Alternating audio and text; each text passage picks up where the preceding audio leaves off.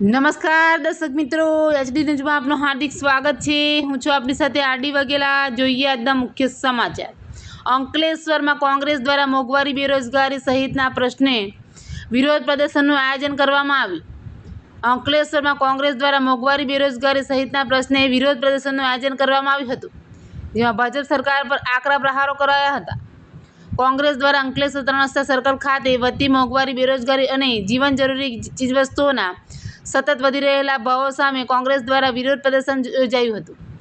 કાર્યક્રમ દરમિયાન કોંગ્રેસના આગેવાનોએ હાલની ભાજપ સરકાર પર આકરા પ્રહારો કરતા જણાવ્યું હતું કે petrol, diesel, LPG gas, CNG gas તેમજ ઘરેલું અને વ્યાપારી ગેસ સિલિન્ડરોના ભાવોમાં થયેલા સતત વધારાના કારણે સામાન્ય જનતા પર આર્થિક બોજો વધી રહ્યો છે। ઉપરાંત પેપર લિંક કૌભાંડ અને વધતી બેરોજગારીના મુદ્દાઓને લઈને પણ સરકાર સામે અસંતોષ વ્યક્ત કરવામાં આવ્યો હતો।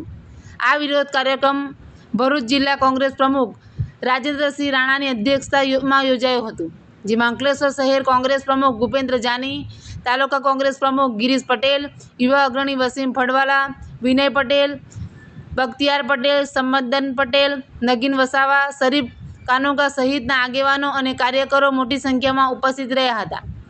વિરોધ કરી રહેલા કોંગ્રેસના આગેવાનોની પોલીસે અટકાયત કરી હતી। કોંગ્રેસના આગેવાનોએ સરકારને વધતી મોંઘવારી અને બેરોજગારીના પ્રશ્નોનો તાત્કાલિક ઉકેલ લાવવા તેમજ સામાન્ય જનતાને રાહત મળે તેવા પગલાં ભરવાની માંગ કરી હતી। એચડી ન્યૂઝ સાથે રિપોર્ટ જયેશ પ્રજાપતિ, અંકલેશ્વર। ભાઈ આગળ જોજે।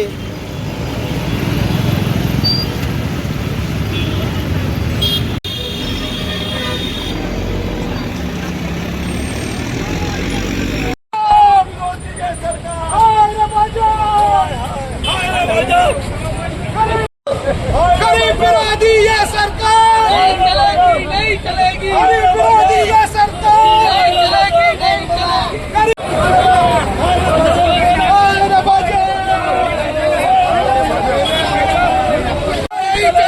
नहीं चलेगी पर भोलों ने सजा आपो।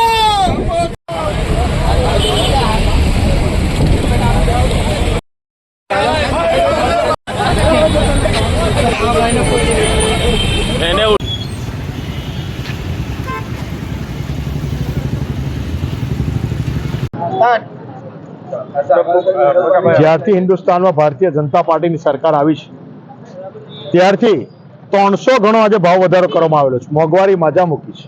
અબ કી બાર મોદી સરકાર અચ્છે દિન કહા ગયે એ વાત કરવા વાળા આજે ચૂપ થઈ ગયા છે। આજે સામાન્ય માણસથી જનજીવન જીવી શકાય એવી પરિસ્થિતિ નથી। ગેસથી લઈ ઘરેલું સામાનથી લઈ સામાન્ય માણસને ઘર કઈ રીતે ચલાવવું, 25,000 પગારદાર માણસને પોતાનું ગુજરાન કઈ રીતે ચલાવવું મહિને, એ પણ એક પ્રશ્નાર્થ હિન્દુસ્તાનમાં મુકાઈ ગયેલો છે। વિદ્યાર્થીઓ બેહાલ છે, બેરોજગારી એટલી બધી છે, ત્યારે આજે ગેસના ભાવથી લઈ આજે પણ ગેસમાં ભાવમાં વધારો કરવામાં આવ્યો। સતત કાયમ કઈ મોંઘવારી વધતી રહેલી છે। આજે 300 ગણો મોંઘવારી થઈ રહી છે।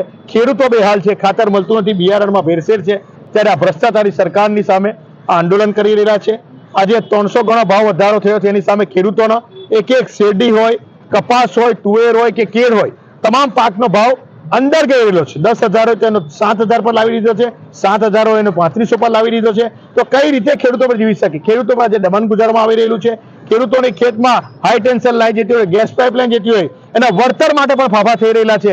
એ તમામ મુદ્દાઓ સાથે આજે અંકલેશ્વર શહેર અને તાલુકા કોંગ્રેસ સમિતિના આગેવાનો સાથે ભેગા મળી આજે 3 રસ્તા પર અમે વિરોધ પ્રદર્શન કરી રહ્યા છીએ।